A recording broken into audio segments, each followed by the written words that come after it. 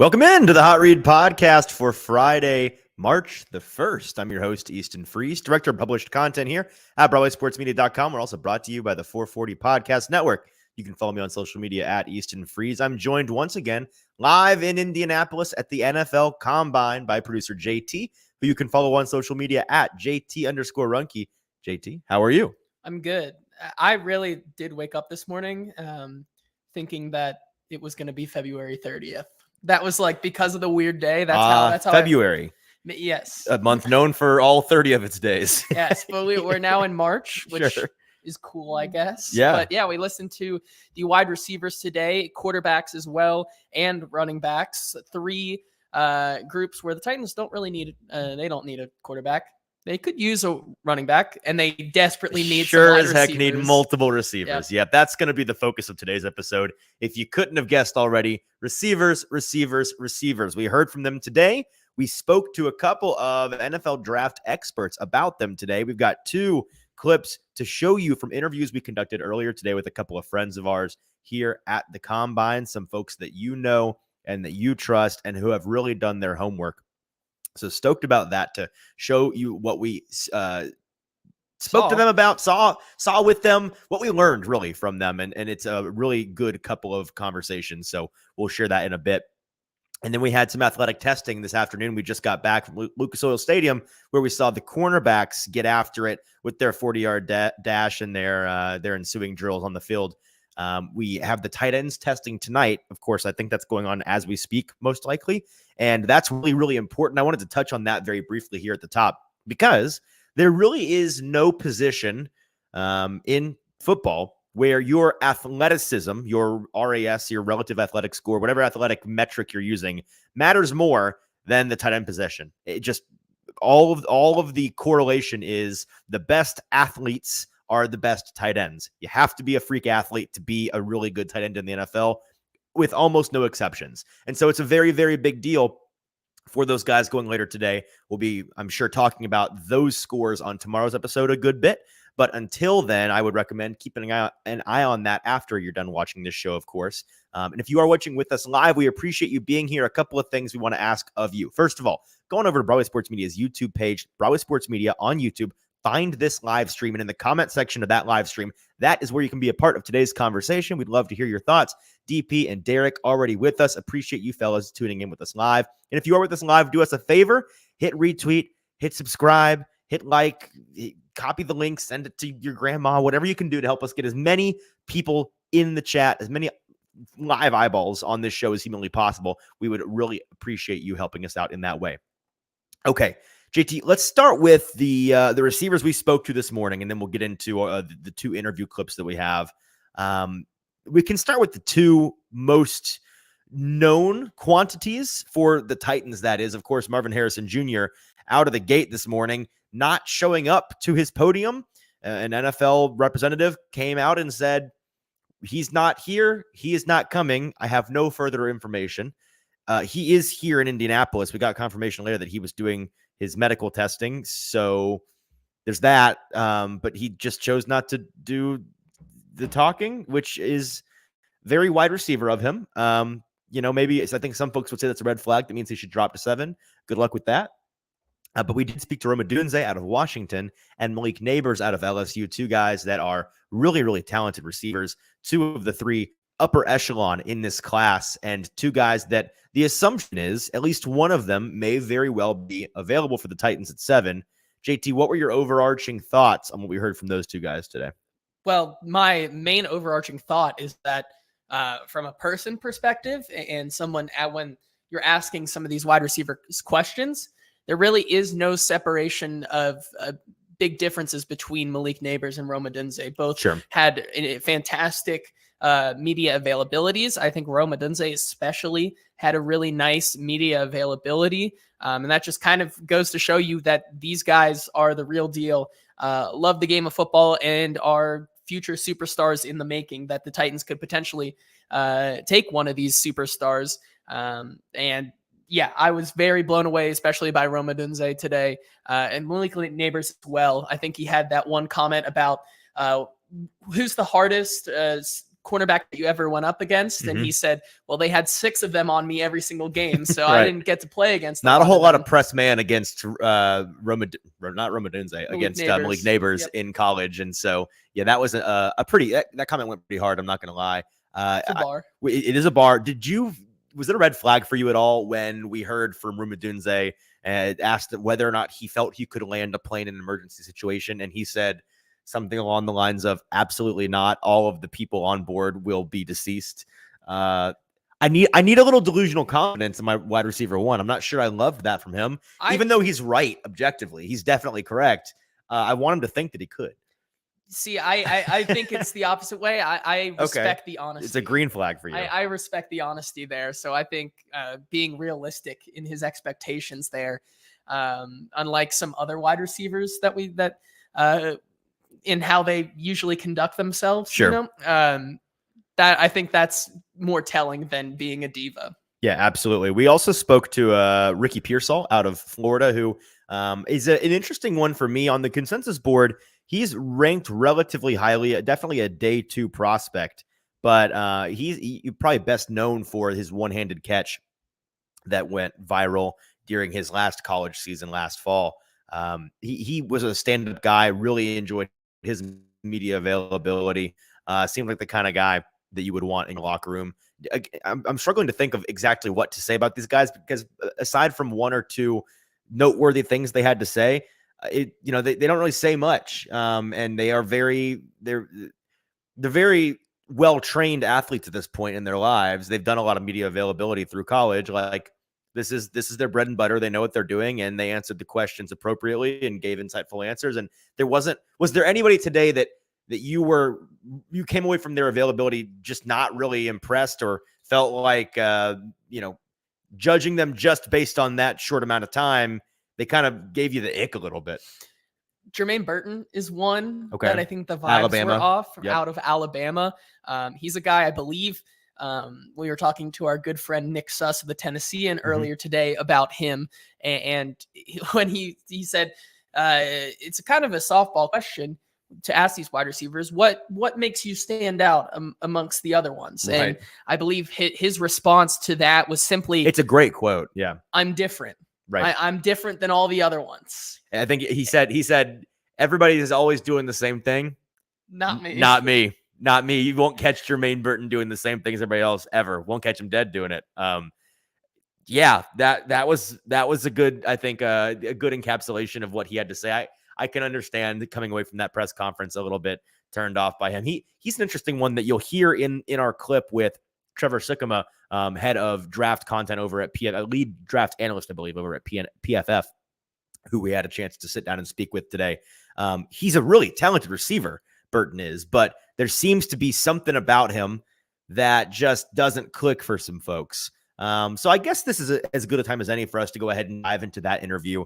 Just a short clip. We spoke with Trevor quite a bit about some other things that we'll have on the show tomorrow when we're focused more on the offensive line side of things with the Titans. So we're saving that portion of the interview for tomorrow's episode. You'll have to tune in then to see it in its entirety. But for now, let's play the question I asked him. Again, this is Trevor Sikkema, head of draft content over at PFF. I asked him about late day 3, primarily receivers that he thinks could be steals of this draft. On the receiver side of things, later in this draft, are there any guys that you have studied that just pop as, this guy might be on day 3, and I think somebody's really going to get away with murder here? Like, this is crazy that this guy is available here. I think that he could be an impact player early in the NFL. Dude, there's a lot. There really are, and I don't think that all of them are going to work out just because it's a numbers game. Sure. It's just like I don't think so. But guys like Jermaine Burton from Alabama, I'm way high. I have a second round grade. Why aren't people talking? I have a second round grade on Jermaine Burton. I hear nothing about. I hear absolutely nothing about. And look, he's got a little bit of a temper. He plays a little bit fiery, sure. So I wonder if maybe if he was a little bit of a headache for Alabama or Georgia. So that's why I wonder, because, and I'm not saying that he is. I don't know for sure if he is. I haven't met him before. But his tape's too good for us to not be talking about him at all whatsoever. So Jermaine Burton is one. I like Anais Smith from Texas A&M as well. I think he could be a really productive player, super versatile player. I like Jamari Thrash, even though he's not the fastest dude in the world. Just the subtleties of how great he is at tracking the ball deep, and we saw that at the Senior Bowl as well. I think that those are a handful of players that immediately come to my mind, that it's like, man, just because of, again, a numbers game. I think they might be available early parts of day 3 who might end up being super productive at the league. So appreciate Trevor obviously doing that with us. And again, a lot more from him in our interview with him on tomorrow's episode, talking about the offensive linemen. He mentioned 3 names there: Jermaine Burton, Jamari Thrash, and Aniyah Smith out of A&M. And they are in that order on the consensus board. You've got Jermaine Burton out of Bama at 88 overall, but peaking nationally in mocks at 40. So certainly somebody that is rising. And I would be surprised if he is still there on day 3. I think he's going to be a mid to late day 2 selection. But the other 2 guys, Jamari Thrash out of Louisville, 128 overall, a 4th round selection as projected right now. And Aniyah Smith, 155. I think 155 is 5th round. Yeah, 5th round projection. Smith's an interesting one because we saw him at the Senior Bowl. He's somebody that our buddy Danny Kelly, who you'll hear from in just a minute, Danny Kelly, lead. I don't know if he's lead. He's a draft analyst with The Ringer. One of the best, maybe I'm going to go ahead and say the best when it comes to comping players in the nation. He's just got a phenomenal way of comping players to things you didn't think they could be comped to, and yet it makes sense when he says it. We love Danny, and we appreciated his time, so we'll hear from him in just one second. I know he's a big fan of Aniyah Smith out of A&M. Not the biggest guy, but when he has the ball in his hands, there's just something about him that is electric. Now, he leans really, really heavily on the run after catch, I believe, if I'm remembering correctly, and just can't speak today. It's the kind of player that is a project in a lot of ways. Did you have any thoughts on Aniyah Smith? Have you watched him at all yet?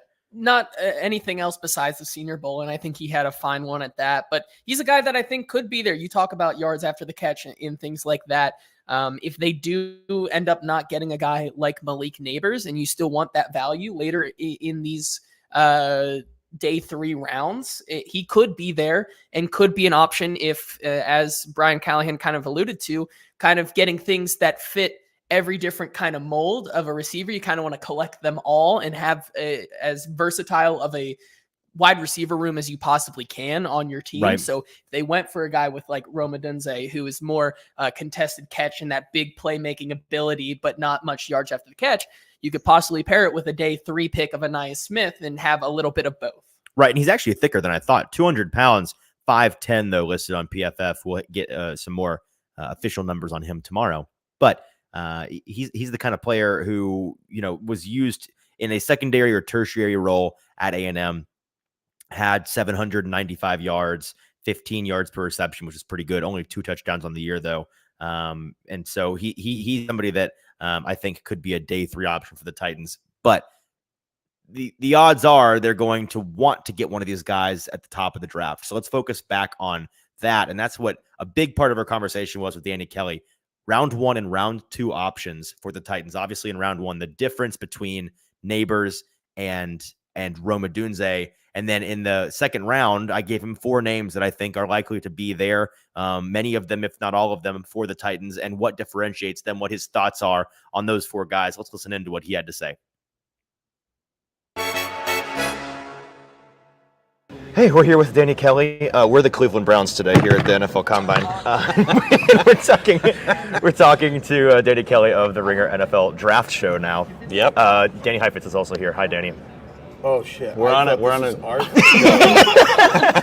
It's your thing. How's it going? Are we on? Should I leave? Yeah. Oh, God. What is he talking about? No, you're fine. It's okay.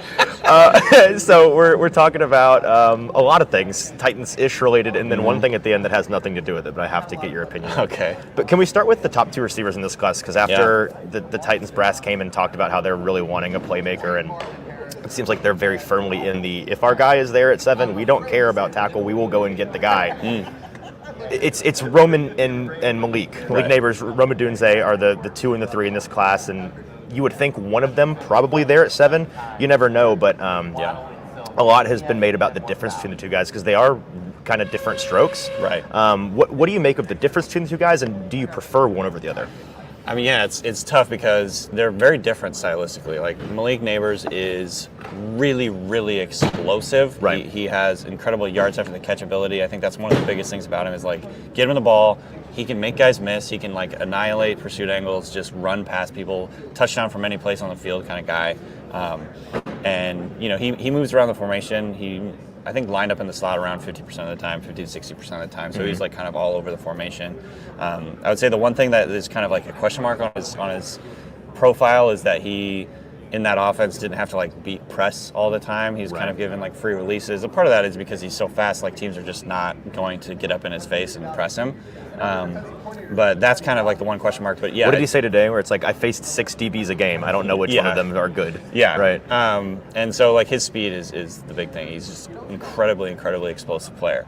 And then on the other side, Odunze is a different player. He's like an X receiver, big, physical, wins at the catch point. Like his contested catch rate was like ludicrously high, like 70%, something like that.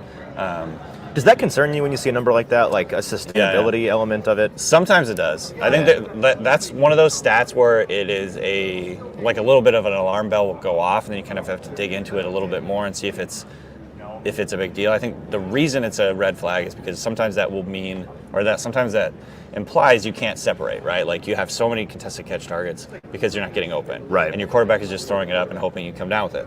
I don't think that's the case with him at all. He's really twitchy in the short area.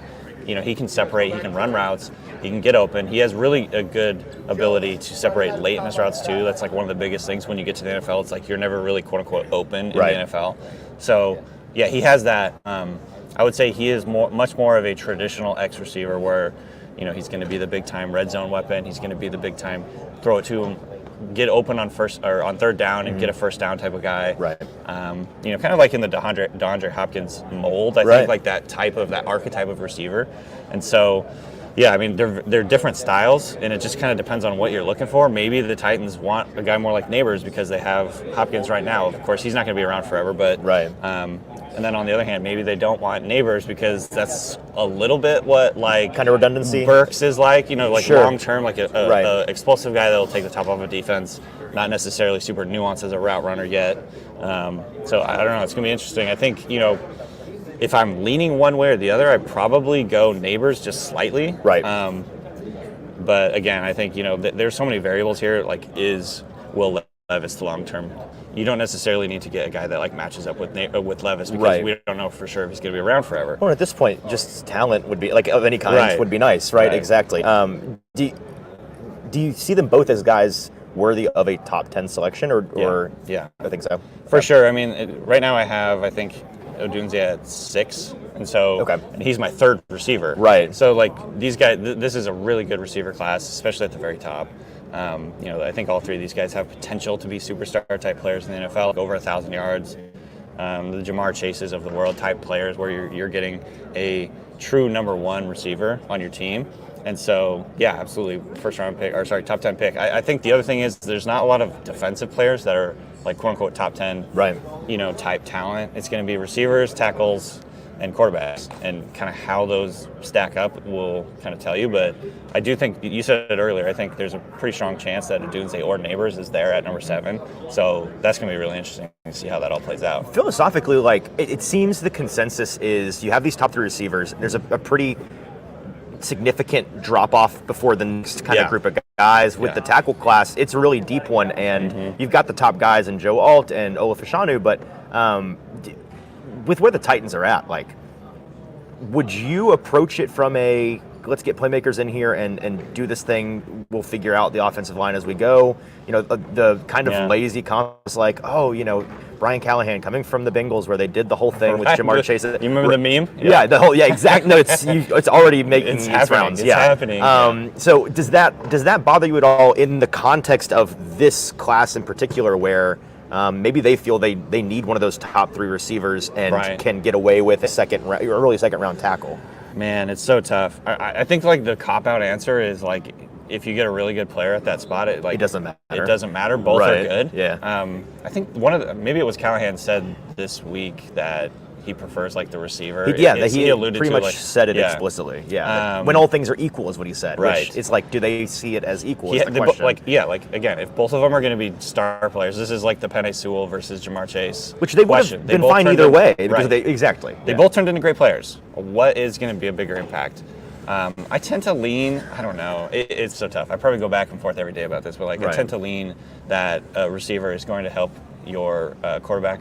The impact, like the relative impact from an average receiver to an elite receiver versus like the relative impact from like an average offensive tackle versus an elite offensive tackle, I feel like I tend to go towards the receiver is going to make the bigger difference for the quarterback. Right.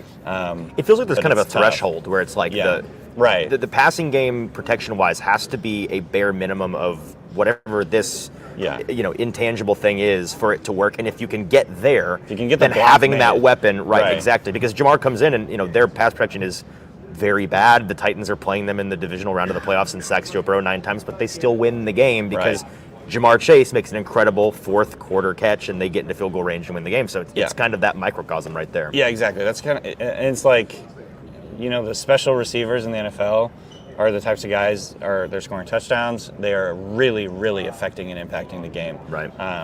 And you can have an offensive tackle who's really good, but if there's nothing happening at the receiver position, if the quarterback can't find an open guy, it's one of those chicken or the egg discussions. Totally. I feel like, but you need both at the end of the day. It helps both. But my instinct, I think, is that a big-time playmaking receiver has so much of an impact on a game.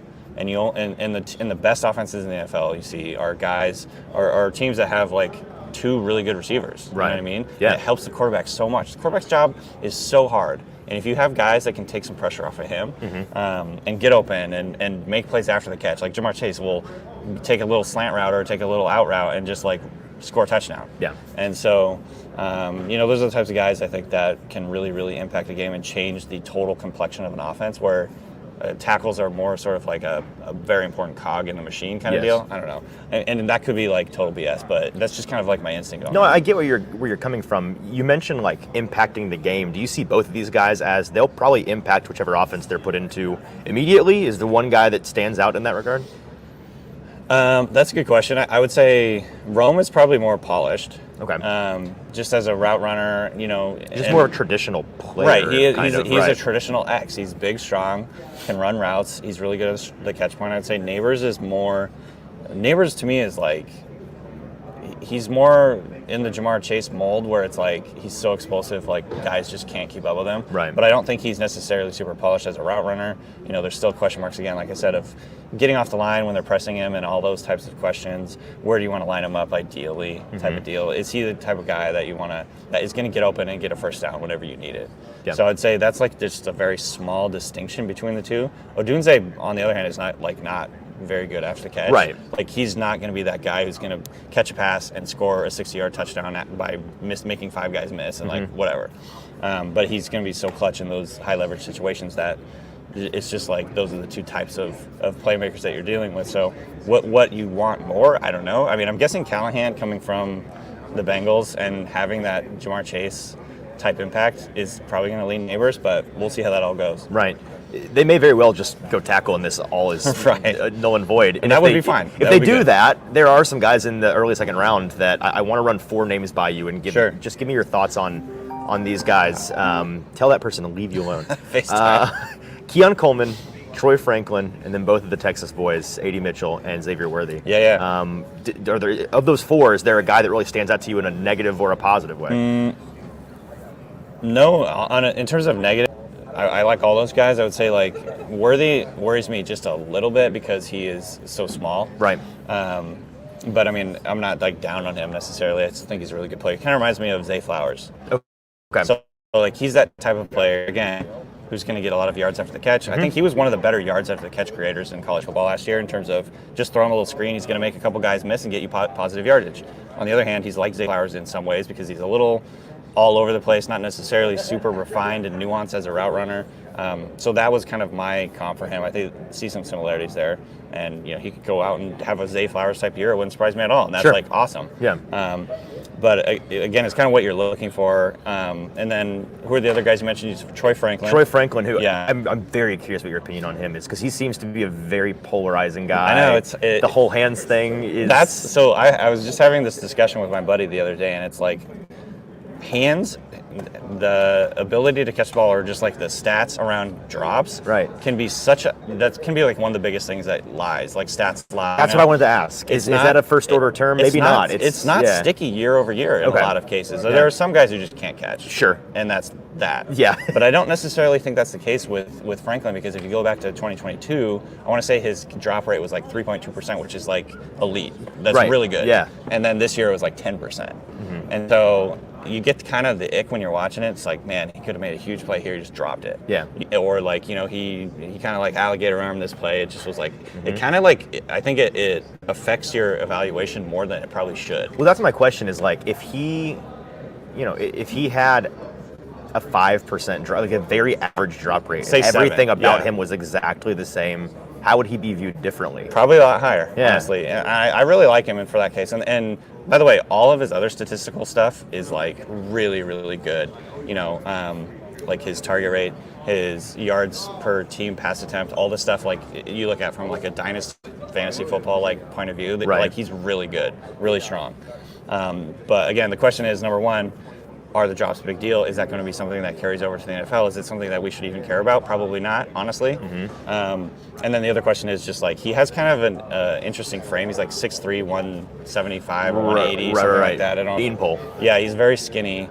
And again, there's question marks whether that even matters anymore based on the way that the NFL is kind of going. There's a lot of skinny guys. There's a lot, like Devontae Smith, having a great year, or having a great career so far. Itty bitty little Tank Dell. Right. I think we Tank both Dell. were like, but then he's awesome. So I was scared off of Tank Dell so last year because of that.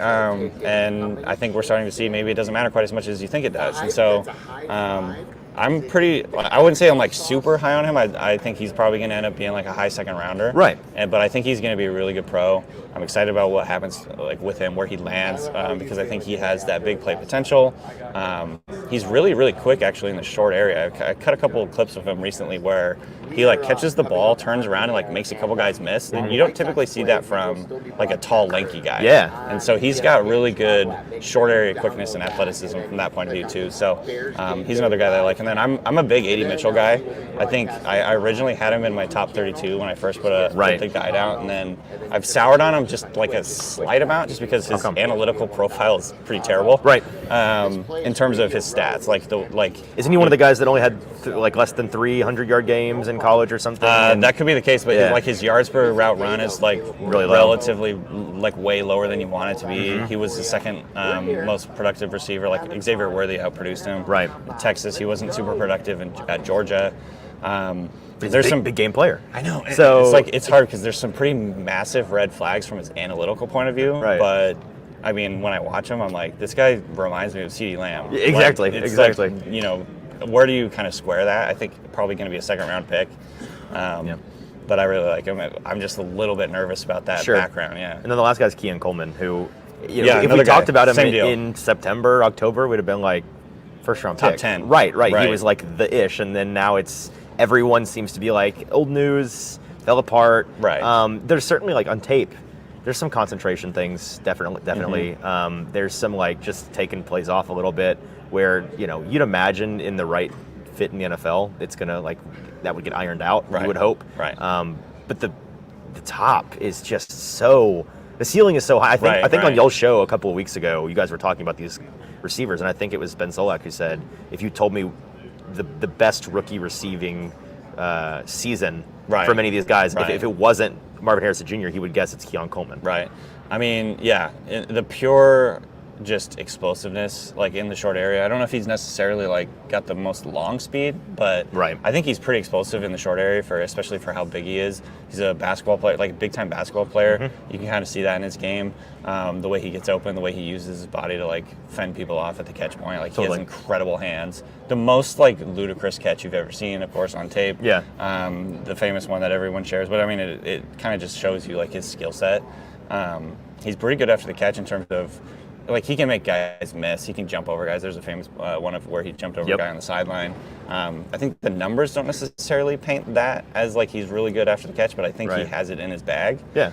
And that's kind of the same deal. It's the same deal with A.D. Mitchell. Like his analytical profile is not very good. If you look at like yards per route run and his percentage of the team's pass attempts, it's just like if you're going purely on an analytical profile point of view, like he's really low in this class. But if you look at the physical traits, the pure talent, going back to last year at Michigan State, like he outproduced Jaden Reed.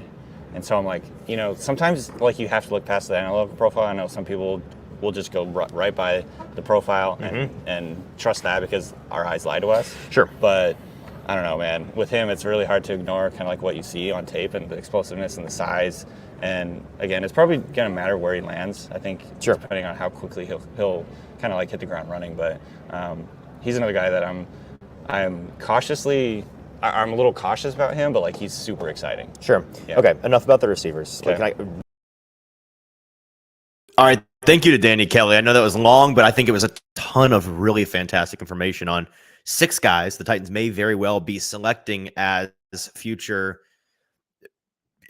Titans. I was gonna say like hoping they're tent poles of the future of this team as they rebuild, because with the Brian Callahan offense putting together this new team around Will Levis, it's going to matter a ton if one of their first or second round picks is a receiver, that guy cannot just pan out, but contribute early and often. Yep, I agree with you there.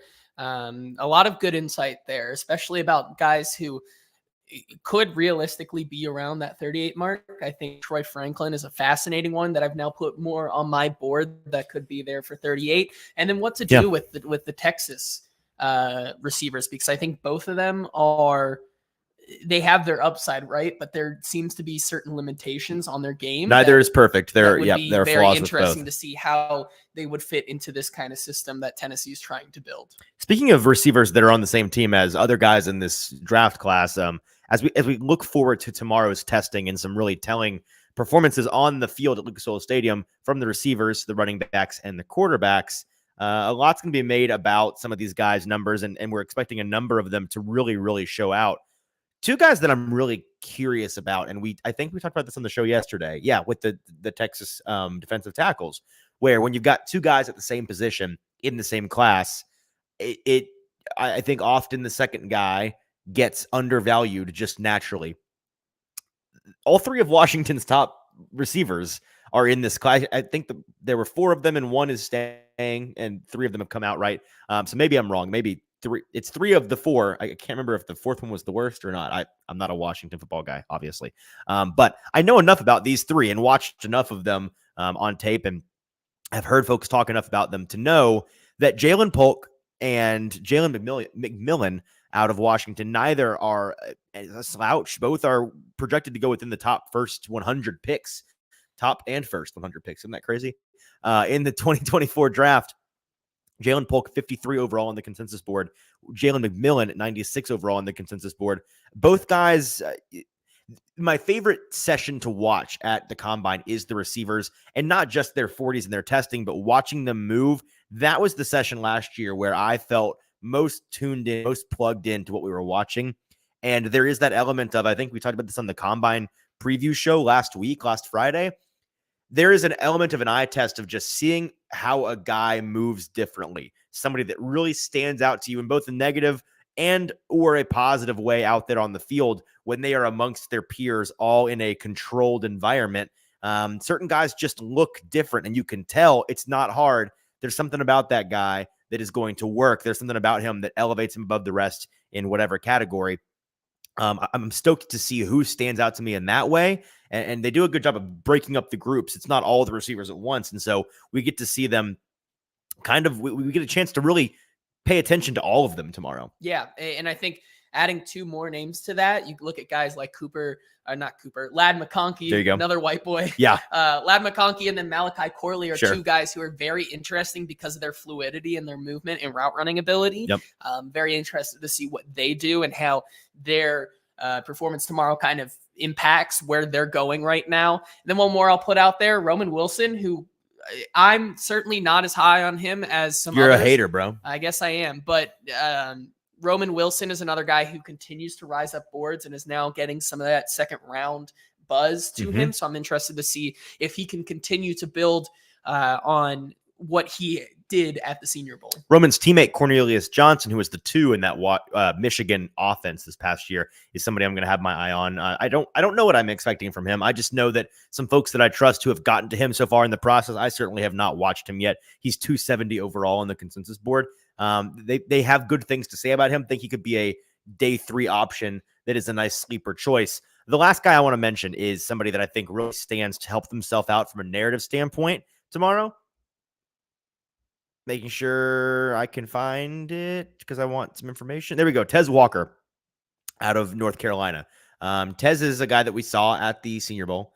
He is a guy that has had a pretty rough Senior Bowl, and his star has kind of fallen. He was a fringe first-round talent a month ago. That was what he was considered to be, and today he is number 58 overall on the consensus board. It's important to note, like, how well you catch on any given day. One, like whether or not he had a good Senior Bowl or whether or not he has a good combine performance tomorrow is not indicative of what he's capable of. Like, we have games and games of tape. That's what's important. That's what the actual decision makers are looking at. But in terms of narrative, which does matter whether you like it or not, he could really stand to have a strong showing tomorrow, not have a lot of drops, make some impressive catches, just do what you're asked to do, show off his physicality, his athleticism, which I know that he has. He is an athletic guy.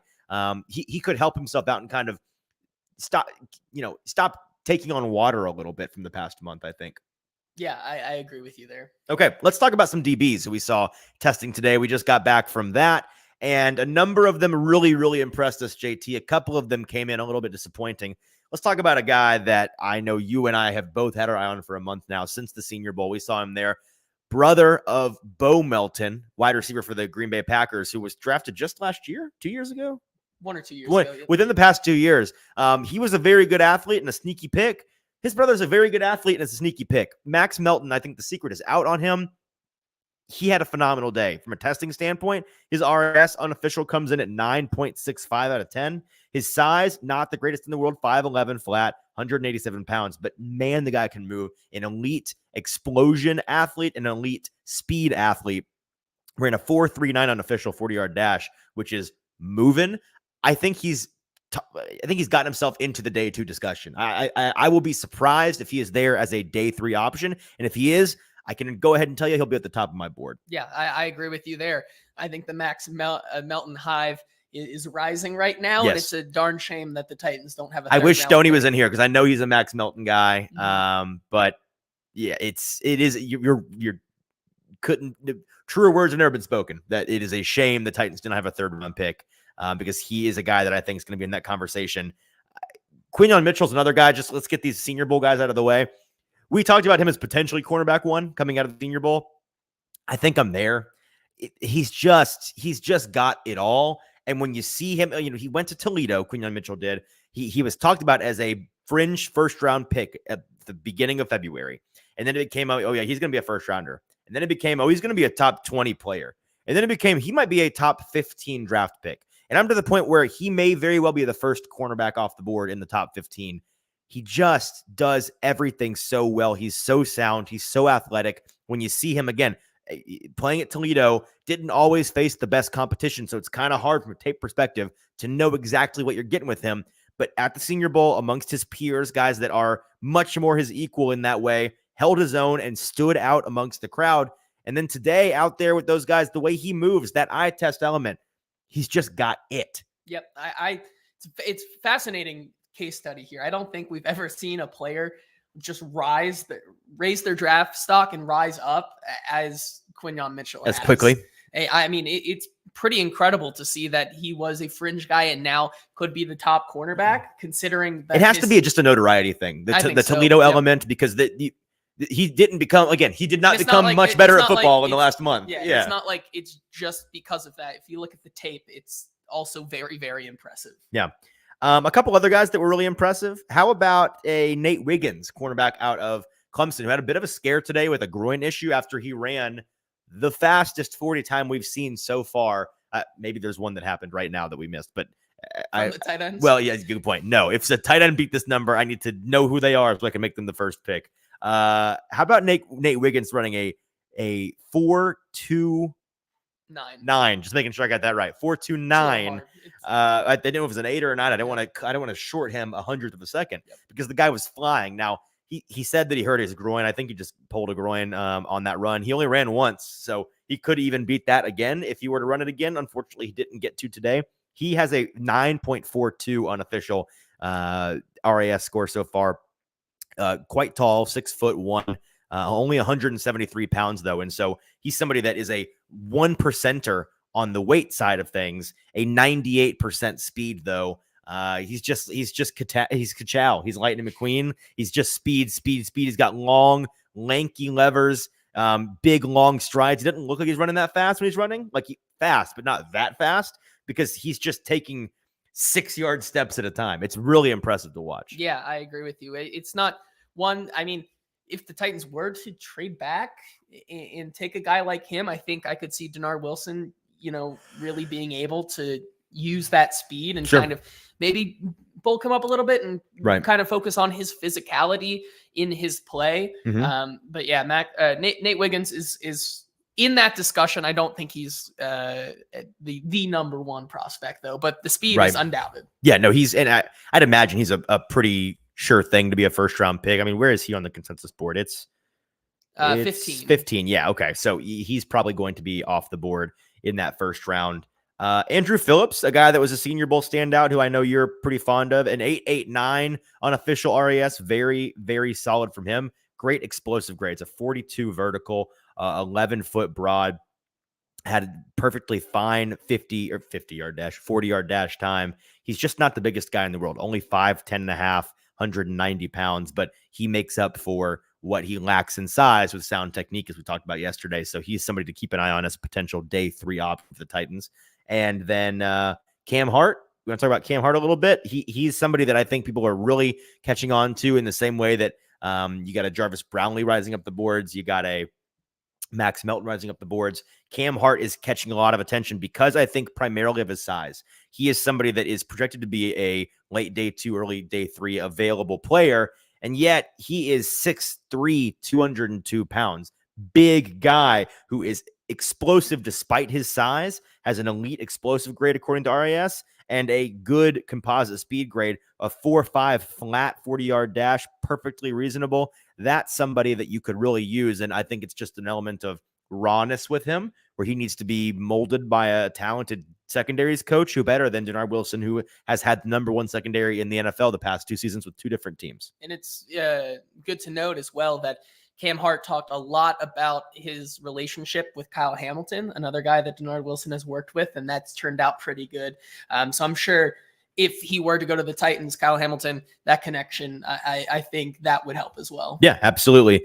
The one guy we have to mention in a negative light is Ennis Rakestraw Jr., who was, I guess technically is, where is he on the consensus board? He's around top 32. I believe. 30 overall on the consensus board. I don't think that's going to hold. His RAS score came in at a 4.79, which you might say, okay, like there are exceptions to rules. Yes, there are. And the RAS system is not perfect. Certainly not. However, there is an element of history involved in RAS. They've been doing this a long time. There has only ever been 2 guys in the history of RAS at the cornerback position who have been Pro Bowlers who have had less than a 5 RAS score. And one was a UDFA, and one was a draft pick who went to a single Pro Bowl. So Pro Bowls are not 100% representative, obviously, of how good you are. And RAS is not the end-all, be-all, but he's just not athletic or big enough to justify as a first-round pick, in my opinion. Ran a 4.54 40-yard dash, certainly not a blazer. His explosive grade was just fine, a 10-foot flat broad jump. He's 5'11", 183 pounds, so he's a slender guy, and he's not that tall. I know on tape he put together some really impressive footage, and it's going to get him drafted in the 2nd or 3rd round. But I think that he's probably of no fault of his own necessarily, hurt himself at the combine more than anything. Yeah, it's tough to see, right? Because then that's that traits versus tape that we've talked about for a very, very long time, especially last year with the Peter Skoronski traits versus tape. Sure. And I think that's the conversation that you have to have with Rick Straw Jr. Yeah, and I think back to last year. Who was the South Carolina, the less impressive South Carolina cornerback? Cam Smith, I think so. Who we felt, no, Cam Smith was the better one, I think. I'll find it, but Darius Rush. Thank you. Darius Rush, a 5th round pick when it was all said and done, I believe, by the Indianapolis Colts, did not even make their final roster after camp. He was somebody that we fell in love with a year ago, probably to the day, at the combine because of how freaky athletic he is. Could an Andrew Phillips be that guy? A Cam Hart be that? Cam Hart's probably the best example. Big, physical, explosive, great speed. Very, very possible. Like, that's just, sometimes you're a great athlete, but you're not a good ball player. Them's the breaks. And could an Ennis Rick Straw Jr. be a guy that is an exception? Yes. But in general, you have to take these things into consideration. And so I think that these are important data points, and it informs where we have these guys on our boards. Yep. All right. I think that's it for us today. Tomorrow we'll have the most to talk about, primarily because we'll have more interviews. We will have offensive line quotes from the morning, which are the quotes I'm most looking forward to, because offensive linemen, you never quite know what you're going to get from them. Sometimes it's a brick wall. Sometimes it's a whole lot of words. And sometimes it's some interesting comments. So I hope we get a little bit of all of it in the morning. And then the biggest testing day of the week, the testing for the wide receivers, quarterbacks, and running backs. I'd imagine tomorrow's show begins later just because we're not going to want to skip out of that testing early. We're going to see as much of it as possible. So stay tuned on @HotReadPod on Twitter for updates on when we're going to go live. If I had to guess, somewhere in the 6 to 7 o'clock hour Central Standard Time. If it's earlier than that, we'll let you know on @HotReadPod on Twitter. Also follow that social account, same handle, @HotReadPod on Instagram and on TikTok. JT, it's been a pleasure. Folks, make sure you're subscribed at Broadway Sports Media's YouTube page, as we have one last live show coming to you live here from Indianapolis at the 2024 NFL Combine. Until tomorrow, I'm your host, Easton Freeze, from producer JT. This has been the Hot Read Pod. We'll talk to you tomorrow.